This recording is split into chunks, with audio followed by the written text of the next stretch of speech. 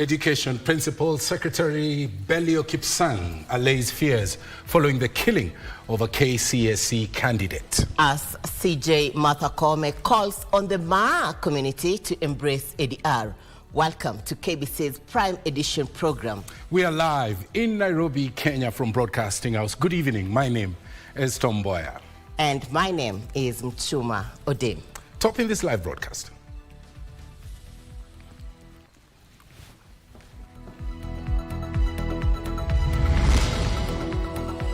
Scaling the ladder. DP Kithure replaces Gachagua as the United Democratic Alliance deputy party leader. Examination integrity. The government doubles down on malpractice as the suspect behind alleged exam racket is taken into custody. And Maina Njenga's long walk to freedom. Former Mungiki leader is set free after the DPP drops charges. We'll tell you which ones in the program.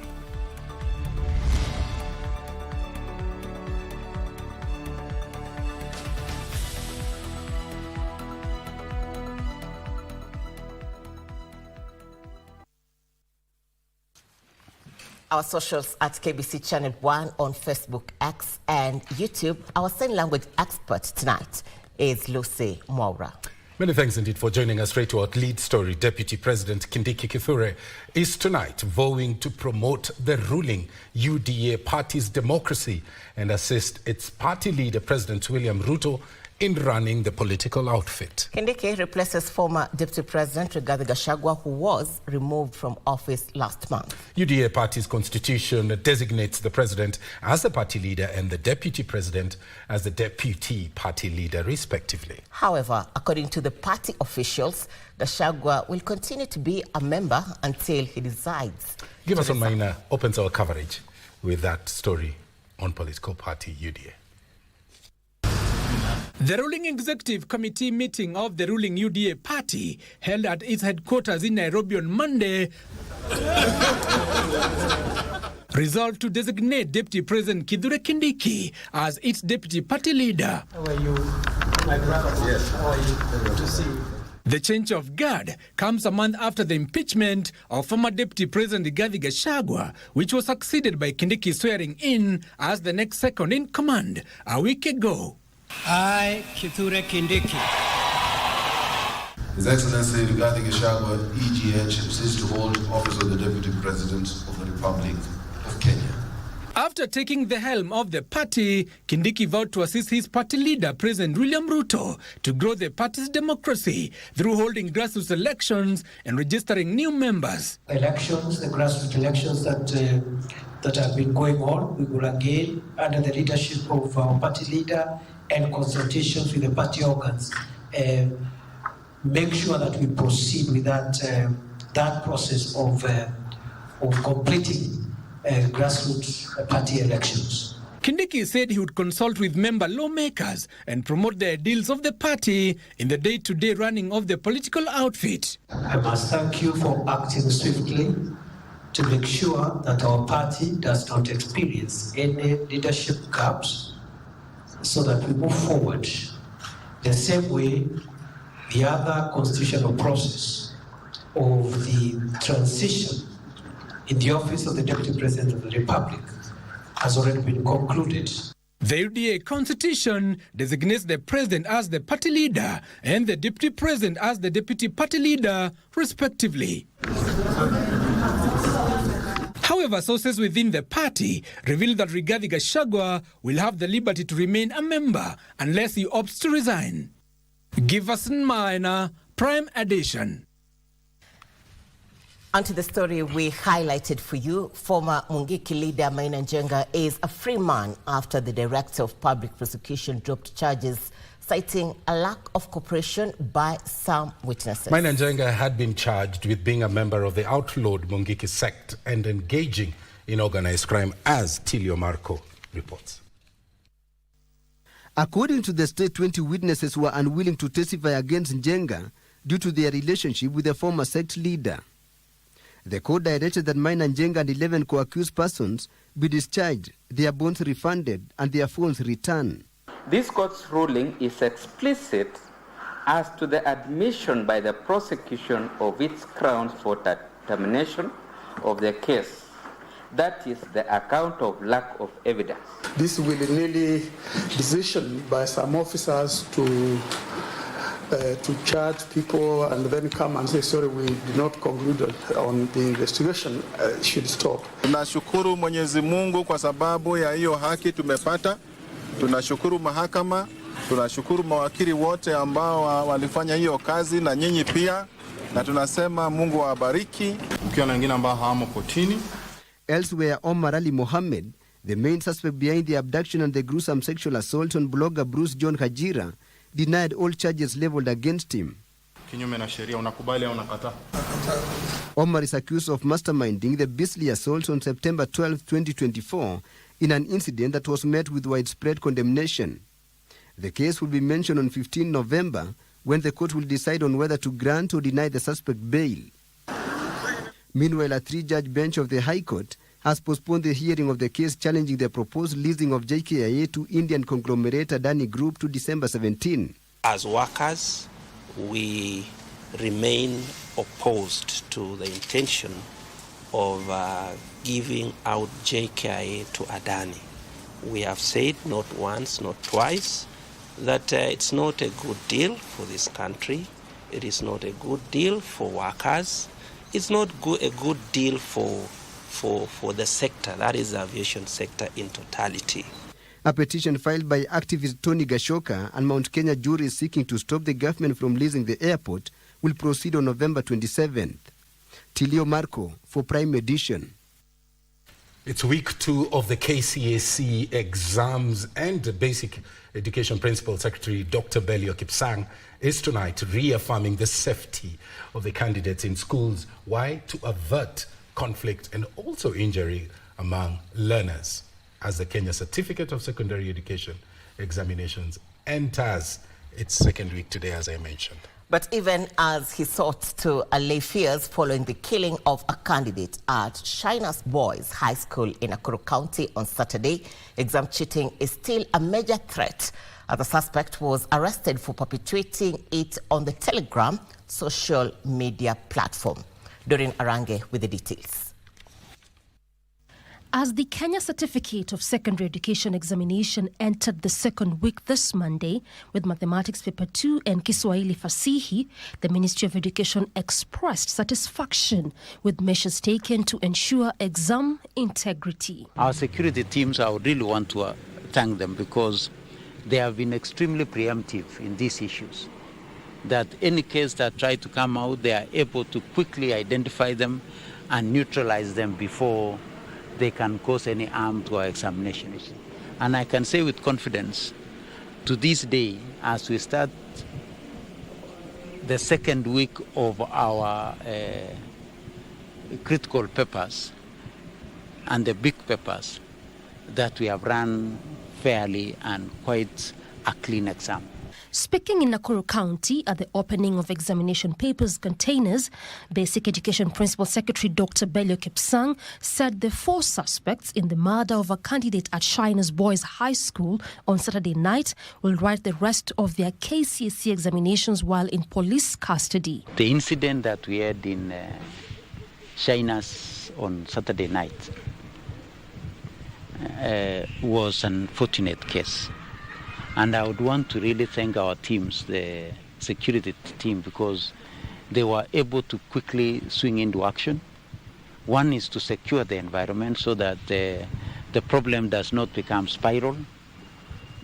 And 2 is that they were quickly able to apprehend the prime suspect.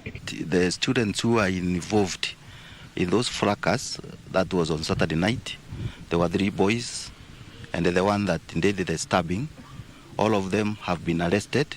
He commended security agencies for their vigilance in curbing exam cheating, noting the latest arrest of a teacher who was using the Telegram social media platform to solicit money from parents in exchange for examination papers. One of our biggest scammer who has been conning parents through social media with a very good work and coordination between our team at the National Examination Council, our cybercrime teams, and DCI, and the total multi-agency team, that the fellow who has been running that particular site was arrested yesterday. And we are sure the fellow will be delivered in court today. We would want to assure our parents that we shall continue through the multi-agency team to ensure that our school environments are safe. Stephen Nyang'ao was allegedly distributing the examination papers through the KCSE 2024 leakage group channel on Telegram, where he had over 800 members. Dr. Kipsang, who was flanked by Nakuru County Commissioner Lyford Kibara, revealed that 2 command centers had been set up at NEC headquarters and at the Ministry of Interior to supervise administration of the ongoing examinations. The exams will conclude on 22nd November. Doreen Arange for Prime Edition. Still on education bits, the government says junior secondary classrooms will be ready for occupancy by grade 9 pupils by January 2025. The Ministry of Education says that more than 10,000 classrooms have been constructed in schools across the country, allaying fears of a possible accommodation crisis next year. Here is that report.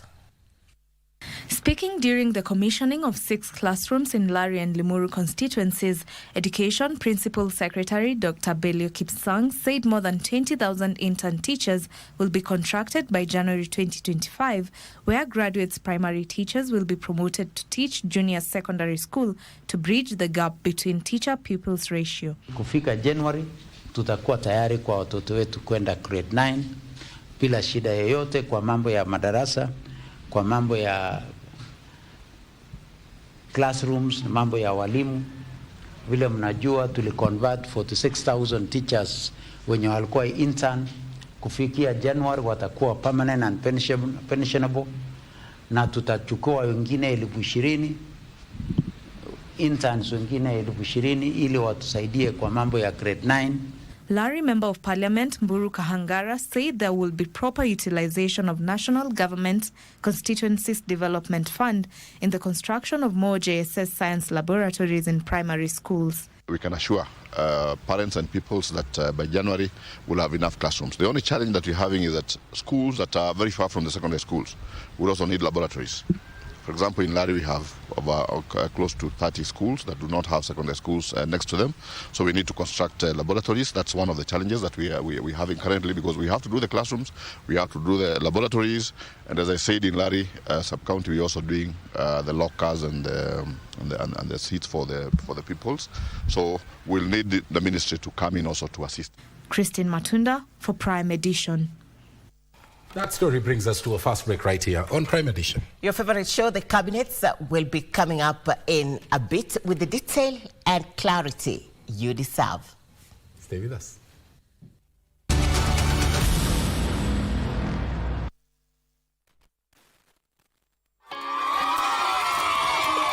Tangu nishinde gari imenisaidia sana. Nimekuwa nikitumia kubebeba watu. Angalau naona life inabadilika. Sikosi angalau kwa siku. Nilikuwa donda, nilikuwa tu msave hivi. Sasa hivi mimi nina gari, naweza drive na naweza beba watu, naweza make my own money. Mungu amekutoa kwa matatu. Dial *570# option 4. Hapo kuna Pro Box. Na ina feel poa sana kuendesha gari ambayo unajua imechangia pakubwa kusaidia society. Unaweza anisha nayo busy yako ya transportation, ida kubebea watu wa soko vitu, na niko sure by the end of the day uta make ends meet. Dial *570# option 4 na Pro Box ya kushindaniwa.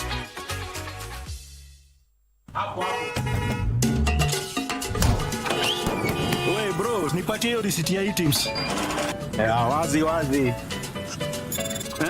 Cheki, mimi sina ado hizo nafaa. Excuse, niletee receipt yangu ya items. Asante.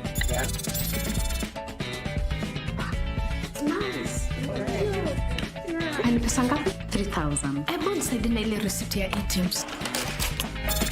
Nimeshinda mil. I'm the latest millionaire.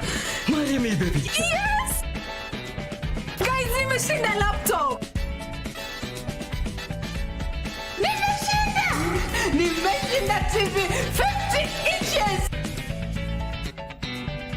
Nice na Receipt Legit promotion kutoka KRA. Download Receipt Legit app, scan QR code kwenye receipt yako, ujishindie zawadi kem kila wiki. Kuna grand prize ya milioni 3 kwa washindi watatu, milioni kila mmoja. Usiwe mkali, kwani ajui kupika kwa kuni.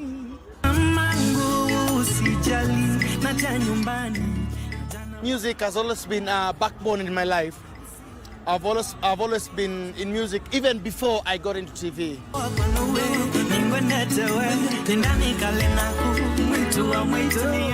The main aim for this particular event is to promote unity through the Asian food.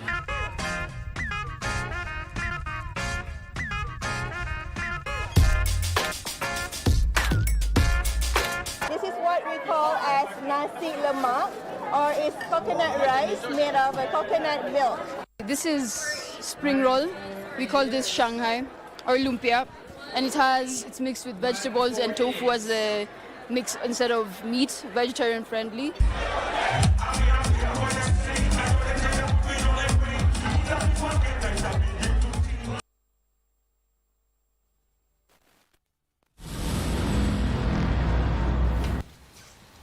Welcome to Prime Edition, our socials at KBC Channel 1. Quick acknowledgements. Julius Murega, who are watching KBC Channel 1 from Nyeri. Stanley Monike, watching KBC Channel 1 from Nyahururu. Tom? Keep those views coming in on those social media channels. Now, Chief Justice Martha Koome is calling on the Maasai community to embrace alternative dispute resolution mechanisms in settling land cases that are rampant in the region. Koome spoke Monday when she opened the Kilgoris Environment and Land Court. She termed alternative dispute resolutions as a key solution to problems facing local communities. Elders were urged to be in the front line arbitrating cases using their, number 1, wisdom, number 2, knowledge of what's happening in the society. During the official opening of the Kilgoris Environment and Land Court Building and Solar Installation Project, presided over by Chief Justice Martha Koome, the Ma community was called on to embrace alternative dispute resolutions in settling land cases. The Chief Justice saying this route of solving cases works best with cases facing local communities. We are trying to restore community, to restore harmony, and have what we call restorative justice. Her sentiments were echoed by Narok County Governor Patrick Olen Tutu, who called on the judiciary to set up magistrate courts in all the sub-counties to reduce the case backlog. Hiyo Chief Justice kutupea hizo, mimi nafikiri hii dunia itapona kwa hii mambo ya kesi nyingi ambayo ni ya ardhi na ni ya mambo ya familia. Kesi ambayo zimekaakaa, tumeongelea hayo maneno. We as parliament recognize the duty that the judiciary is performing. Kuna kesi yenye zinafanywa kwingine. Some of the cases were referred to Kericho, Nakuru na ni za huku. Na zimesumbua watu sana. Koome on her part urged the religious leaders and elders to champion arbitration as the first recourse in settling disputes and should only escalate them should mediation fail. Justice belongs to all of us. It's a lived experience, and we must practice it. At the same time, the Chief Justice pledged that the court will continue to dispense justice without fear or any interference from any quarter. Yusufar reporting for Prime Edition. Thank you, Farah, for that report. Now, let's look at health care in the African continent. African states have been challenged to fully embrace and embed the emerging technologies in the health sector to improve healthcare delivery to the citizenry. Regional health and science experts, academicians and professionals say that cases of death from preventable diseases in the continent of Africa are still very high, yet emerging technologies provide a golden opportunity to overcome those challenges. While a number of countries have adopted various tools such as telemedicine in Kenya and use of drones, for blood delivery in Rwanda, it was noted that effective implementation is constrained by, among others, inadequate health governance structure and low investments. Here's that report. African continent forms 18% of the world population. Shockingly, disease prevalence is at 25%. We are still losing a lot of Africans from preventable diseases. Mention malaria, mention mothers and children, mothers who die from childbearing, and even babies who die under 5 years from issues like diarrhea that can be easily prevented. Health, science and innovation experts drawn from the regional economic communities say this can be addressed if African states leverage on the emerging technologies in the health sector.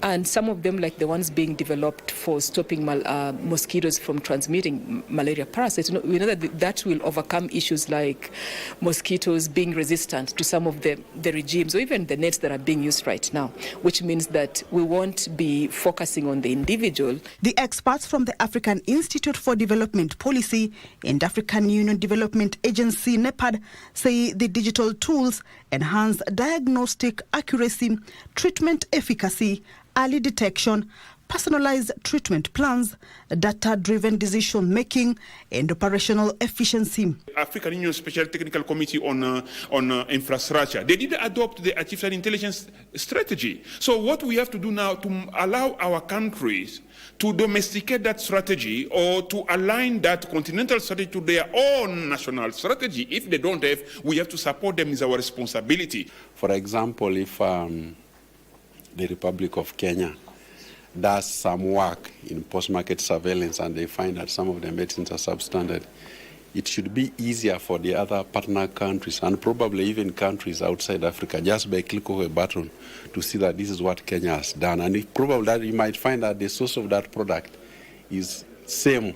So it is very easy now for somebody who's seated maybe in Burundi to say, oh, there's a red flag which has come out of the Republic of Kenya and need to take action. Some of the emerging technologies in the health sector include artificial intelligence, genetic-based vector control tools, blockchain, Internet of Medical Things, genomic medicine, drones, among others. Kenya is doing MTBA to enable people to access healthcare in different parts. It's telemedicine basically, so I can access a doctor. I don't have to be there in person. I can access a doctor through that app remotely. We know that Rwanda has over time been using drones to deliver blood and other medical supplies in remote parts of the country. Ghana, for instance, has established a platform that uses electronic medical records, drawing on the blockchain technology. Sustainable investments and strong institutional capacity are some of the resolutions the experts are pushing for.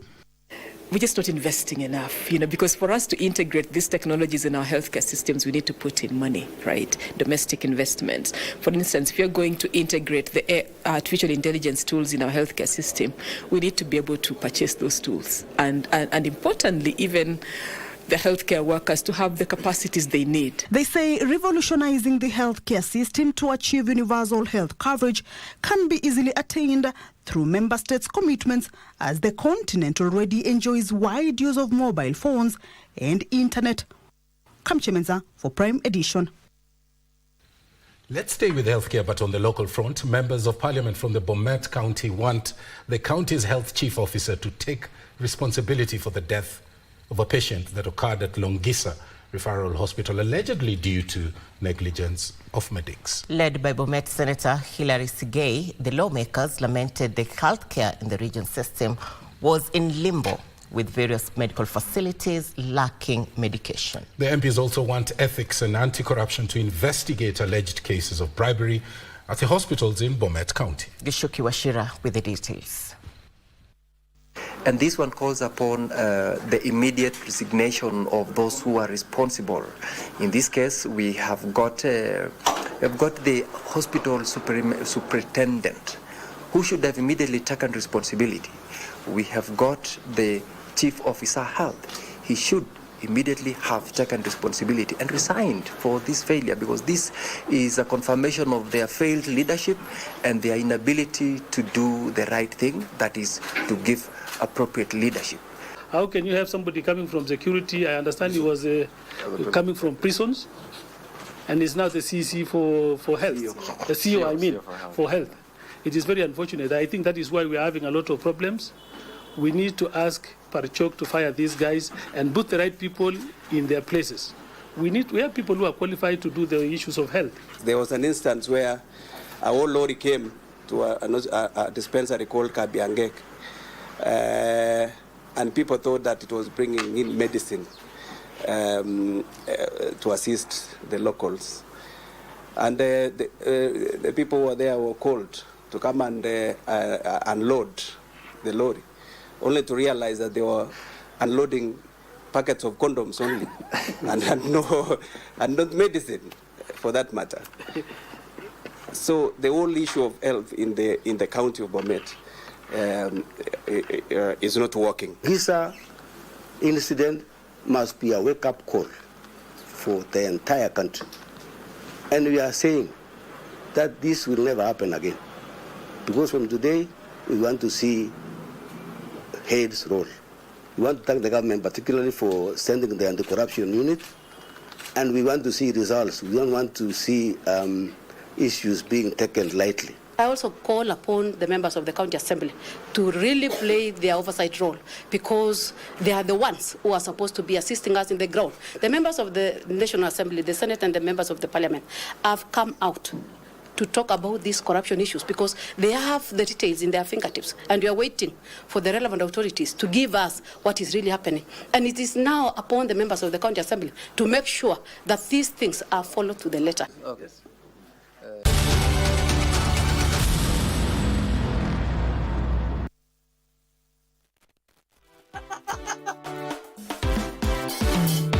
Je, ungependa kuwa mshindi na Lucky Box?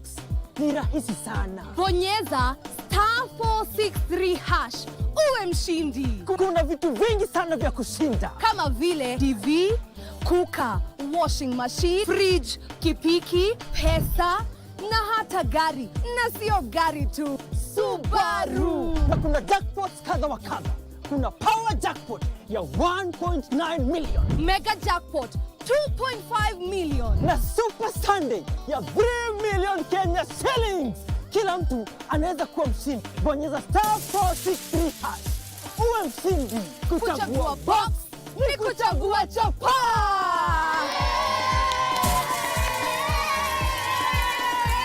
Kumbuka, kila unapocheza Lucky Box unasaidia watoto kusoma. Umeshindwa kumlea. Wako utaleaje? Huyu mpe mwenzake atashika adabu. Mvunjaji wa nyumba za watu. Sherehe ni muhimu wakati wa shida. Manake hii sherehe ndio iko pale kulanisha roho. Umenifahamu? Kusikia umeenda kuhuropo kwa hili jambo kwingine, ndio utajua sira Simba Muchuma. Ni mimi. Baba alinieleza mengi sana kuhusu Betty. Mengi yapi?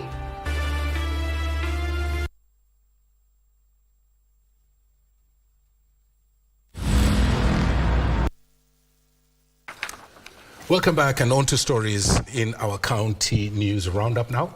The County Assembly of Trans Nzoia has threatened to impeach the County Executive Committee member for Health, Samson Ojwang, if he does not address the demands of nurses in the county who have been on a go-slow for over a month. That's right, they gave him a 24-hour ultimatum to do so, or else. The Trans Nzoia County Assembly members led by Martin Jamnor said patients have for over a month been struggling to get treatment due to the go-slow by nurses. Tunasikitika sana kwa matatizo na shida na taabu na madhila ambayo wana Trans Nzoia wanapitia ndani kwa sasa kwa sababu hospitali zetu zimekwama, zimefungwa. If this matter is not resolved, the County Assembly will actually take responsibility against those officers who have been given the responsibility to address and to ensure that people of Trans Nzoia do not suffer. In Moronga County, sorghum farmers are benefiting from Farmers Jacking program initiated by a partnership between Moronga County government and East African Breweries Limited. Sorghum tumeichukua kwa sababu ni ukulima ambao hauhitaji pesa mingi wakati unalima, na ni ukulima pia ambao inaweza fanywa na mtu yoyote. We are giving extension services, great variety, fertilizer and all those inputs to ensure that then the sorghum inputs are higher so that then the farmers can make as much per acre as they can maximize. Elsewhere, Tana River County Senator has urged the residents to elect leaders who prioritize the welfare of the people to foster development at the grassroots level. Tusiangalie sura ya mtu, tusiangalie klani ya mtu, kabila ya mtu, tuangalie mipango ya hii wodi yetu na huyu governor na huyu senator ni mipango gani. In Nairobi County, tenants in Kahawa West are up in arms over alleged harassment by armed guards that they say were sent by land grabbers to terrorize them. Mambo ya watu kuja kupiga maploti za watu pisha wakitaka kunyakua maploti. Na ni watu wanasema mpaka hii si ya kwanza, bado watasonga. Finally, a section of women from Homa Bay and Siaya counties are calling on the government to include them in climate change initiatives, emphasizing the unique vulnerability to its effects. All the stakeholders that are involved should be aware that the local or indigenous knowledge needs to be married with scientific and the new knowledge for effective solutions for climate change to be achieved. So we're just asking the government to always include women and youth. We are trying to localize the discussion that is happening globally so that the community and specifically the women to understand what is taking place at Azerbaijan in Baku. John Chege, Prime Edition.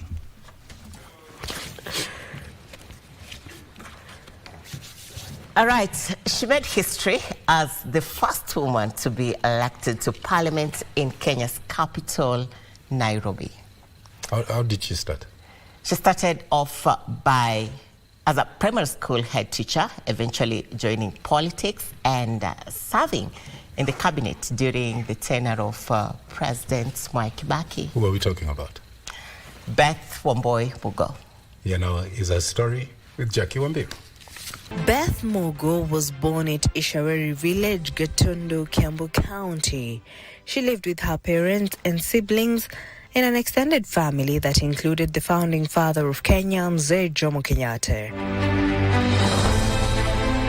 Mugo pursued her elementary education at Kahugoine and Ngenda primary schools in the present-day Gatundu South constituency before proceeding to Mambere in Kikuyu, Kiambu County.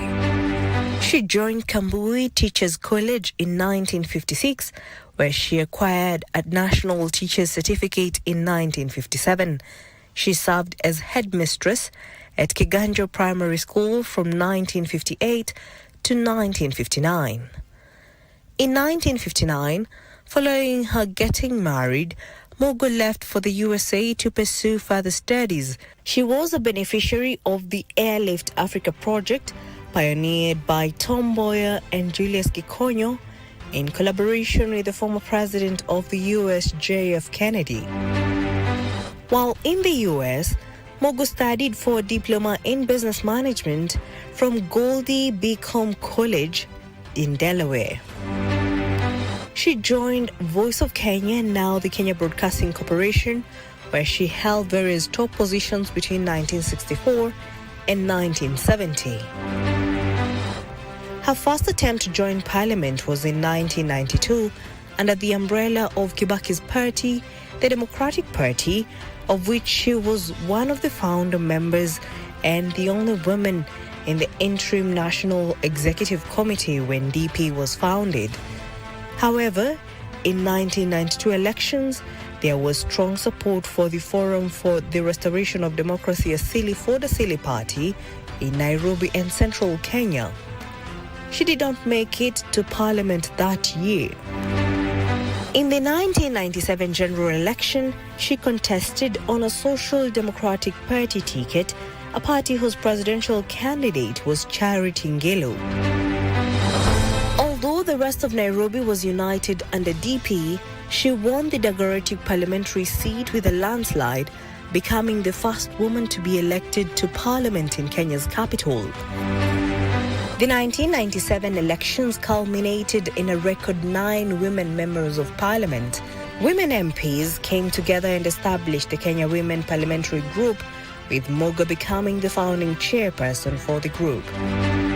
She was again overwhelmingly elected to Parliament in 2002 on a NAC ticket and appointed an Assistant Minister for Tourism and Wildlife. She was later moved to the Ministry of Education as an Assistant Minister in charge of basic education. Much later in 2005, while serving as an Assistant Minister for Education, she went back to the USA to study for an executive education program at Harvard University. The program specialized in leadership and development in managing political and economic reform. Her passion for women's empowerment is apparent in her career even before she became a politician. She successfully defended her parliamentary seat on a Party of National Unity ticket in 2007. John Carrier, the Orange Democratic Movement candidate, filed a petition against her re-election. The petition was later dismissed with a court ruling that voting and counting of votes was free and fair. After elections, Kibaki named Mogo Cabinet Minister for Health and Sanitation in the Government of National Unity. Her last position in PNU was the National Chairperson of the PNU Women Committee and the patron of the PNU Alliance that brought together PNU, Kalonzo Musyoka's ODM Kenya, and other PNU affiliate parties in the coalition government. As Minister for Public Health and Sanitation, Mogo steered initiatives aimed at disease prevention and control, reduction of maternal and child mortality, and taking healthcare services closer to the population. In 2007 to 2013, she served as Member of Parliament for Dagoretti South constituency. She was nominated as Senator in 2017. Mogo, a breast cancer survivor, embodies stoicism, resilience, and unyielding pursuit for women's empowerment. Jackie Wambiru. Rahisisha uwezo wako wa ushindi kwa kukuwa memba wa Loto Moto, na ni rahisi. Dial *570#. Ukiwa memba ni rahisi kufika kwenye jukwaa hili ili kujaribu mchezo wetu wa Loto Moto Show. Pia kama memba unajipa nafasi rahisi ya kuingia kwenye promotion zetu zinazokupa nafasi ya kujishindia chapaa na zawadi kibao kama TV, friji, pikipiki, mashamba na pia magari. Kuwa memba ni *570#. Tushinde kama members. Change is here. And this shift is about many things. The country's shifting. This is Kenya's vision, the journey to development. KBC is going to be the home to realize, to discuss, to share ideas about this shift and to know where our country is going. We dissect the rumors. We clarify the perceptions. A clear picture of the status quo. Change is indeed here. Everything is shifting. The shift.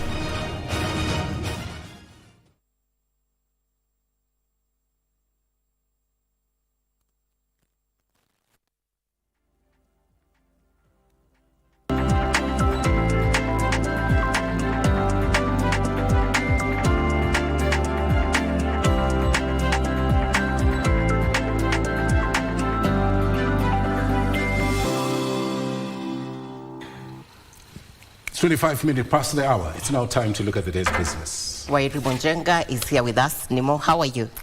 Good evening and good to see you, Tom and Muchuma. And now we take you through the day's business. And of course, there's that happened today, including COP29, and I'll be giving you details of that. It started today. We'll be telling you when it will be ending. But first, we take a look at other stories making headlines here in the country. And the Office of the Auditor General has recommended that Parliament should create a framework with guiding clauses that will protect public entities from rogue contractors when entering into contractual agreements. Nancy Gathongo says this will reduce instances of siphoning of public public funds by contractors who fail to finish projects within set deadlines, leaving public agencies to bear the brunt of additional extension costs and penalties accrued.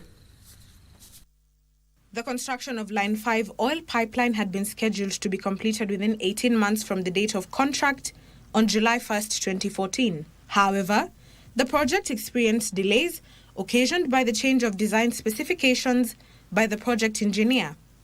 The project was then completed on 30th June 2018, over 4 years later. Following this, the contractor applied for 5 extension of time claims which were disputed by the project engineer.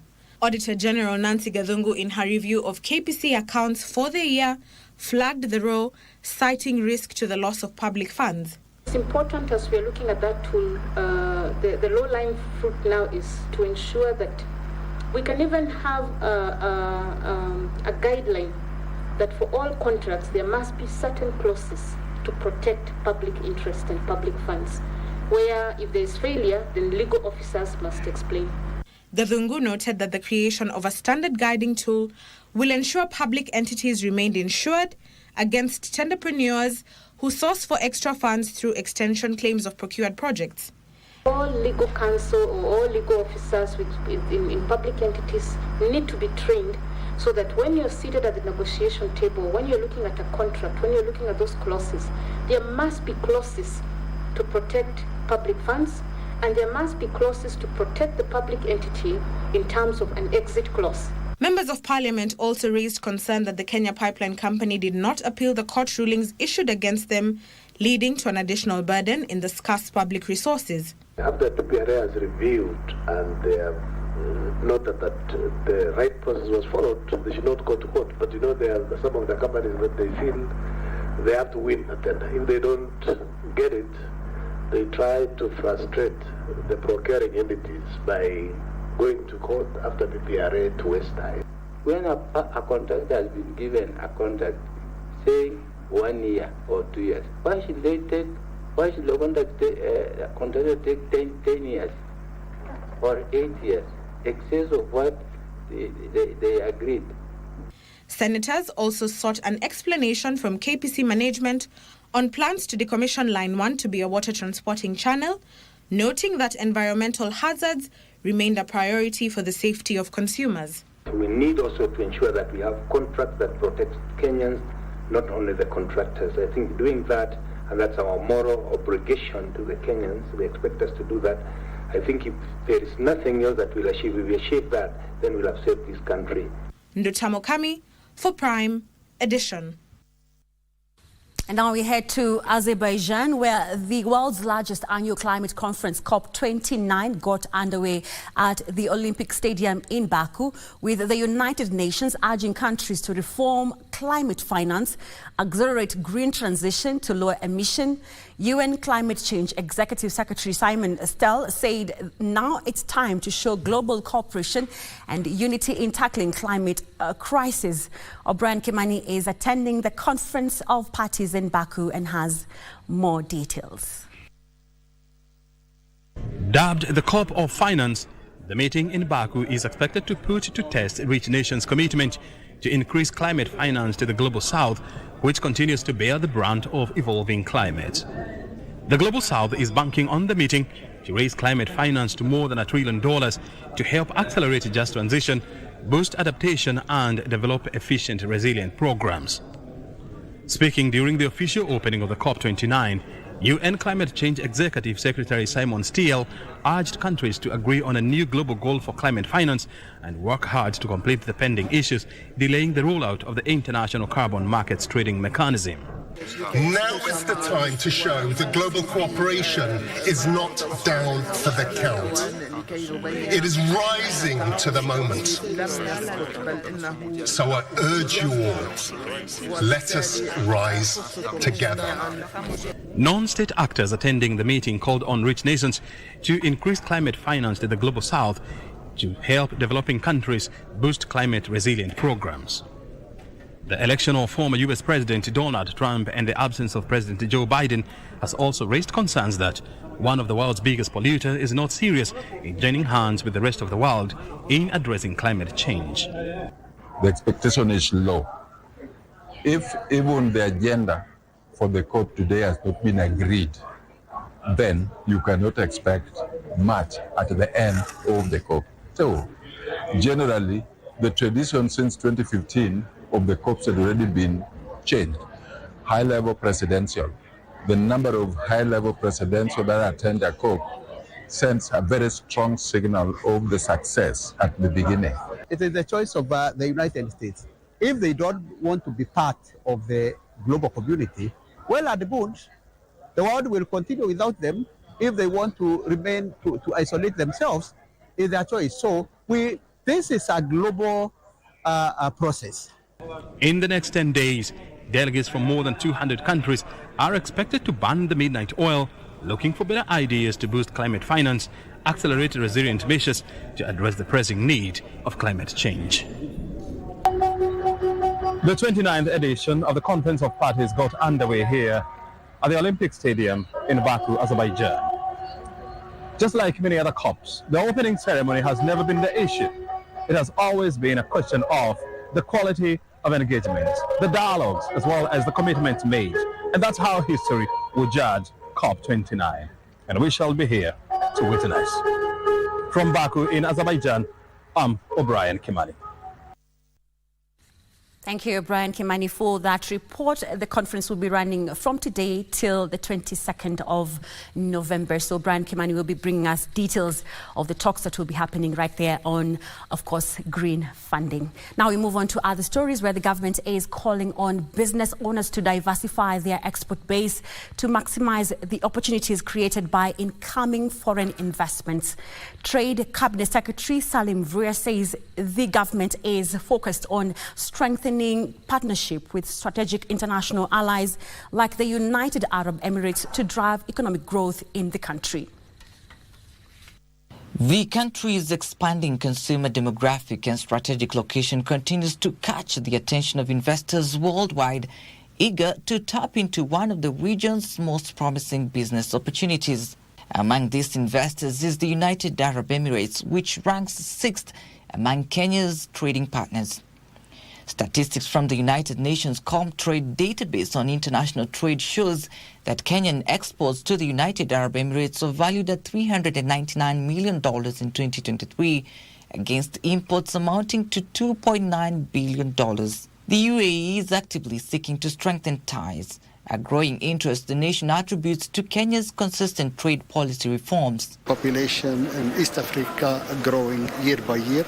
When you see the population rate, it is really promising, and we have to work hand in hand for a better future. That there is growing confidence between the two countries in terms of trade. I think this is a true manifestation. The reason why they are trooping and coming to Kenya as often is because they can see the potential, they can see the resources, they can see that we are working on things to get better. It is not for nothing that, these agreements are being signed. We are improving our access to markets. The government is urging entrepreneurs to capitalize on the rising global demand for Kenyan products as a strategy to boost their revenue and secure a stronger foothold in international markets. And if you find 15 companies coming to Kenya, it is a very critical indicator that our trajectory in economic growth and economic development is in the right direction. We'll realize this in a couple of months. It's not an immediate impact, but I believe in a couple of months you will see a lot of impact in terms of the manufacturing sector particularly, and also those doing trading. They spoke at a two-day conference hosted by the Sharjah Chamber of Commerce and Industry delegation in Nairobi, aimed at forging connections with local businesses. Trevor Ngende for Prime Edition.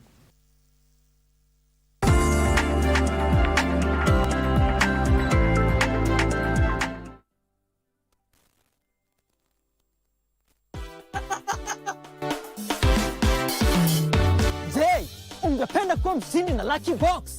Ni rahisi sana. Bonyeza *463# uwe mshindi. Umeshindwa kumlea. Wako utaleaje? Huyu mpe mwenzake atashika adabu. Mvunjaji wa nyumba za watu. Sherehe ni muhimu wakati wa shida. Manake hii sherehe ndio iko pale kulanisha roho. Umenifahamu? Kila mtu anaweza kuwa mshindi. Bonyeza *463#. Uwe mshindi. Kuchagua box ni kuchagua chapa.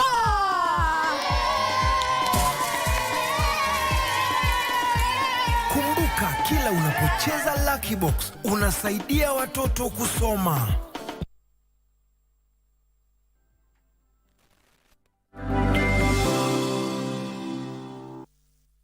Thank you for staying with us. You are watching Prime Edition, and now we take a look at other news making headlines in the world of business.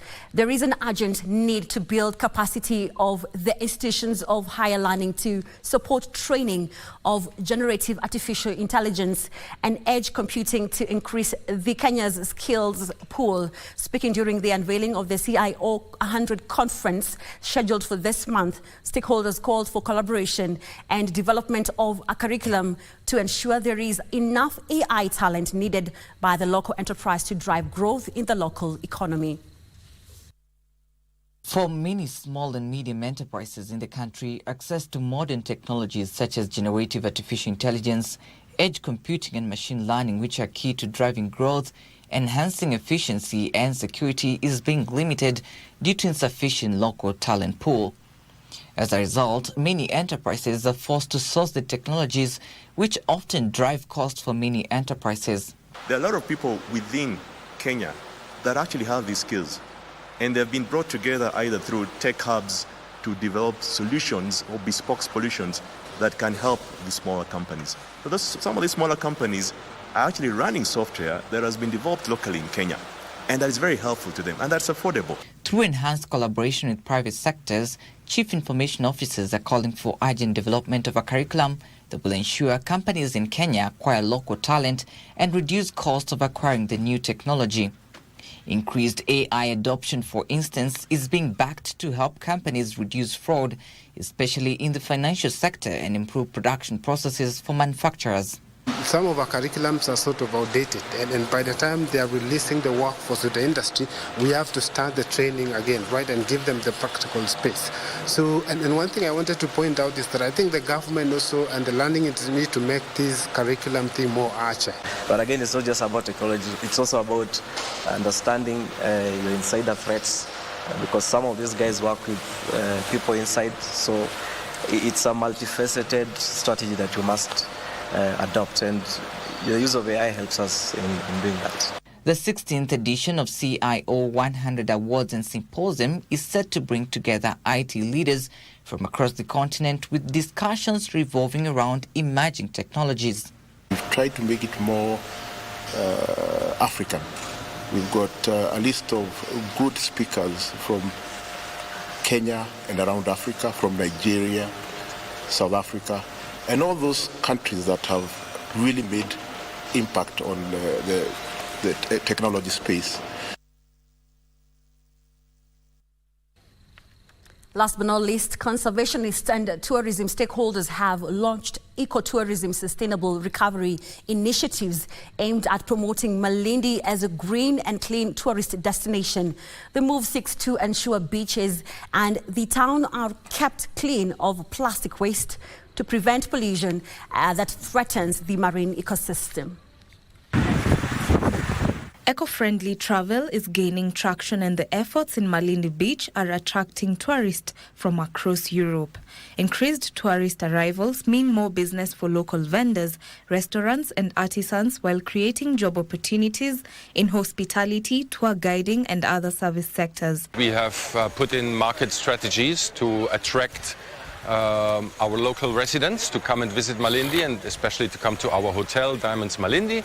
And it's very promising. We see the booking coming in. We have huge conference facilities in our hotel as well. And we are on holidays here. Nice, very nice, beautiful. Environmental conservation is a key component with direct benefits for local livelihoods.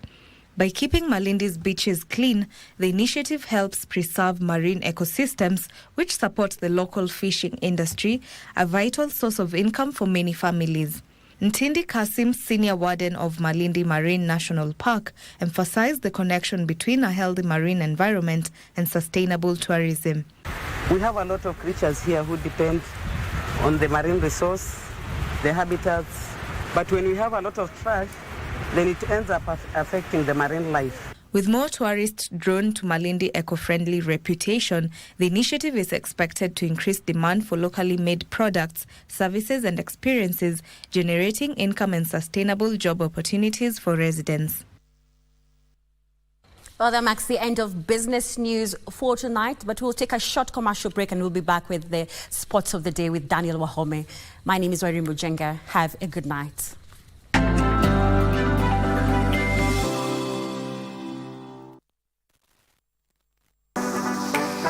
Hii season hatuchezi tu, tunasaidia na tunashinda. Kupitia *570# na kuchagua option number 4, you stand a chance ya kujishindia this beautiful, sleek Toyota Probox.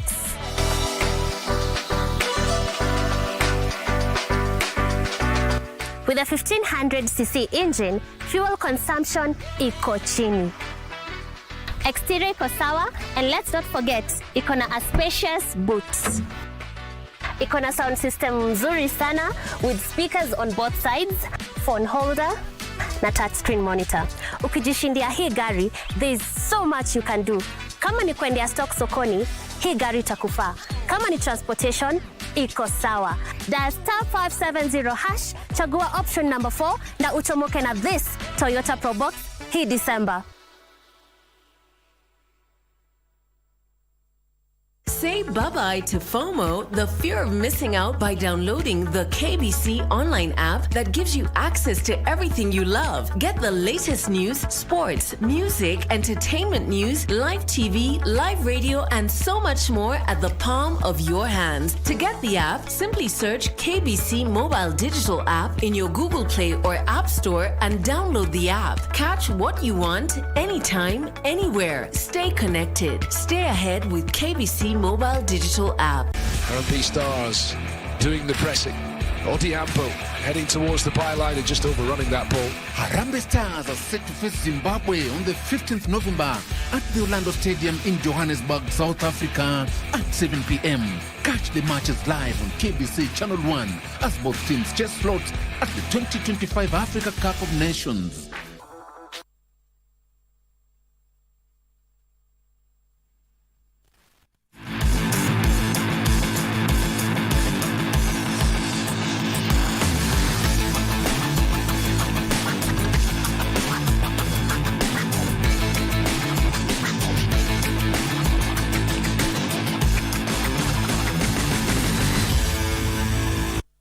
A very good evening to you. My name is Daniel Wahome and welcome to Prime Edition Sport.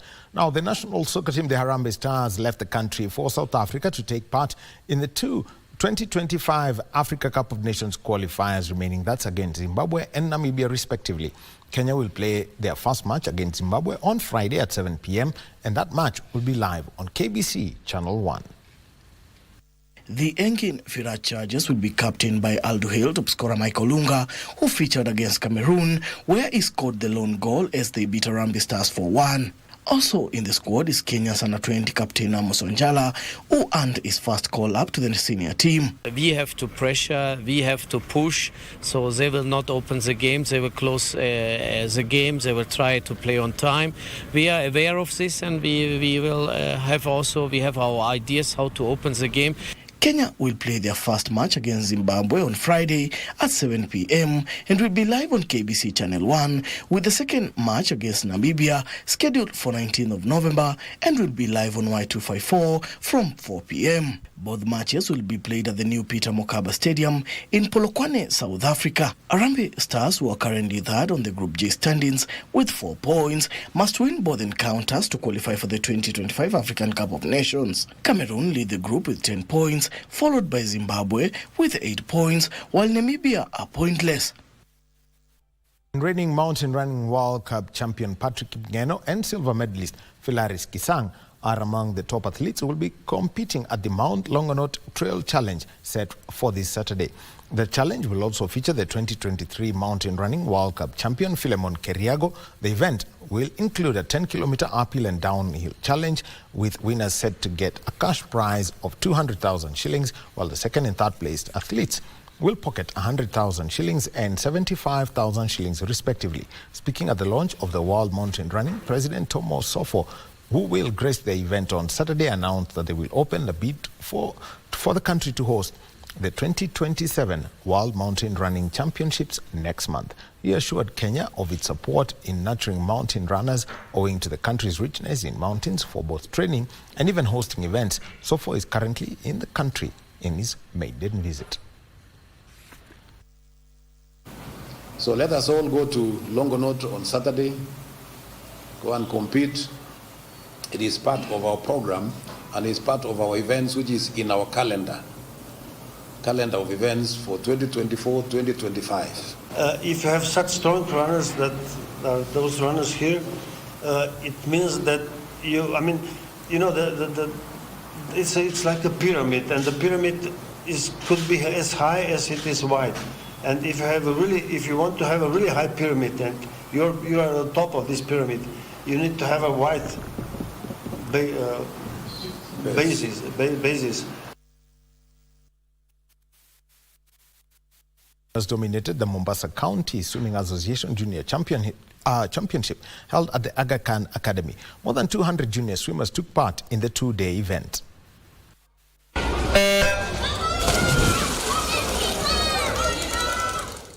In the girls' 10 years 100 meters backstroke, Framkin Samantha took the time of 1 minute 34.82 seconds to emerge victorious ahead of Salim Omar and Kayla Hope, who took the second and third places respectively.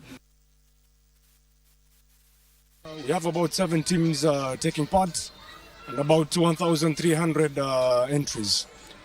The purpose of such galas is to develop the kids from an early age, get used to the sport for future development, and probably loving the sport as we go by.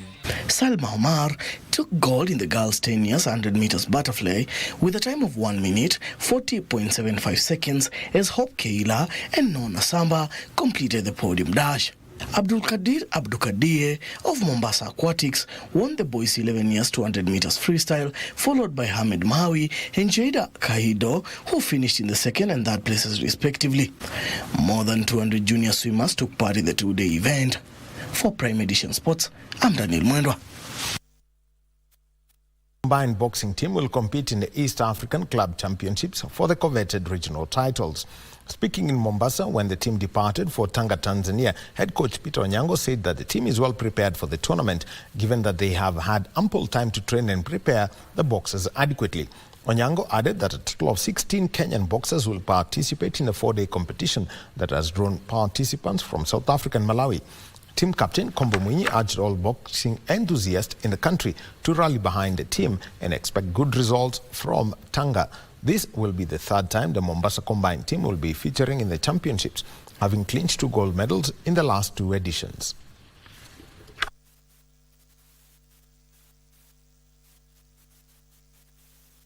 Tunatarajia ushindi katika nini yetu kwa sababu tumejitayarisha kutosha, tumekuwa na time mingi sana. Game ilikuwa ikue last time lakini ikairishwa, so tukapata muda zaidi ya kutrain. Tuko na uzoefu mzuri na tushawahi shinda gold 2016, 2017 pia ililetwa gold, na sasa pia tunaenda kuchukua tena, na tuko vizuri, tumejiandaa vizuri kimazoezi kila kitu. And that's the sport for tonight. And tomorrow is Tuesday, and all our eyes will be on Kitui County. This is because the High Court at Kitui last week issued a conservatory orders that stopped the elections of the FKF, county, or what they would call in football terms branch elections. So the hearing and determinations, they start tomorrow. So all eyes on that. As far as the FKF elections are concerned, they're supposed to be done by mid-December as per the FIFA regulations. My name is Daniel Wahome. See you tomorrow evening. Back to you, Tom Mboya and Irene Muchuma Odim.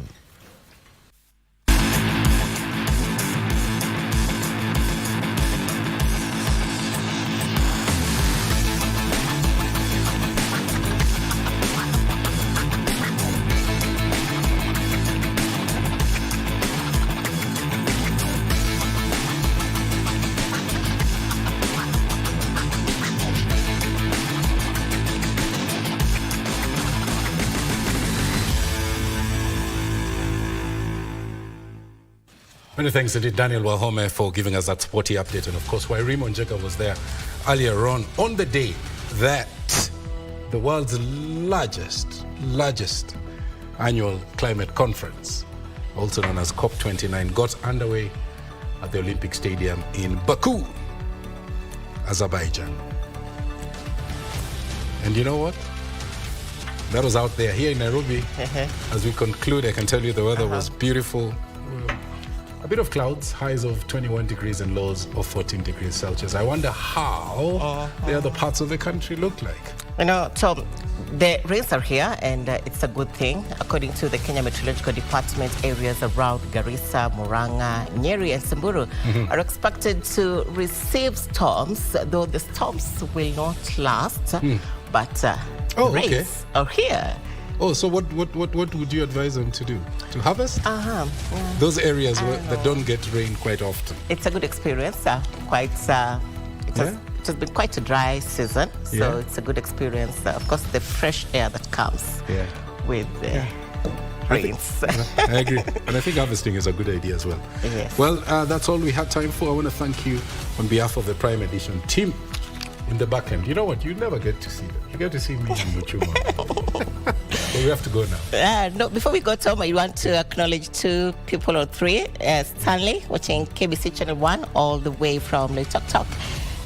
Kimathi Dixon, all the way from Kennel.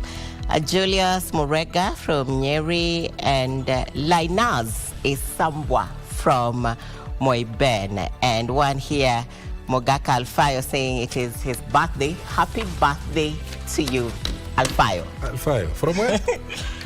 From Luanda. From Luanda. Luanda, Kisi. All right, that's good. Well, Bona, thank you so much. Keep talking to us and keep watching your channel of choice, Prime Edition. We'll be back again tomorrow. And on behalf of the Prime Edition team, thank you so much. My name is Mboya. I am Muchuma. Odim. Sign language expert tonight is Lucy Mwaura. Good night. See you tomorrow. Same time, same place. Bye-bye.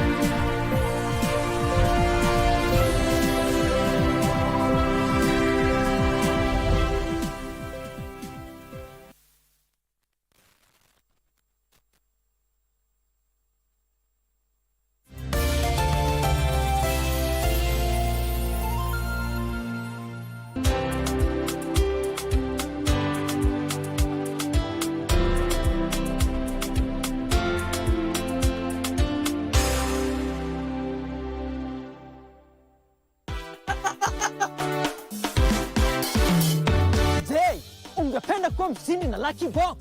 Ni rahisi sana. Bonyeza *463# uwe mshindi. Kuna vitu vingi sana vya kushinda. Kama vile TV, kuka, washing machine, fridge, kipiki, pesa na hata gari. Na sio gari tu, Subaru. Na kuna jackpots kadha wa kadha. Kuna power jackpot ya 1.9 million. Mega jackpot 2.5 million. Na Super Sunday ya 3 million Kenya shillings.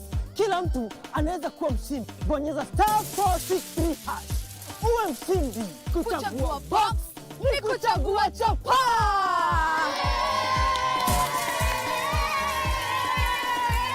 Kumbuka, kila unapocheza Lucky Box unasaidia watoto kusoma.